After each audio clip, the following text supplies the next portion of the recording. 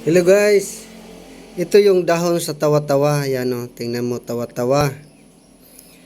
Gamot ko, dinala ko para kasi mahina na yung mata ko nung magtrabaho ko sa construction na sobrang init. Parang sumabog yung mata ko. Ibig sabihin, doon yung kaya igagamot ko guys. Ganito yon ang treatment ng sa mata. Yan, may dagta guys. Yung dagta ilalagay sa mata.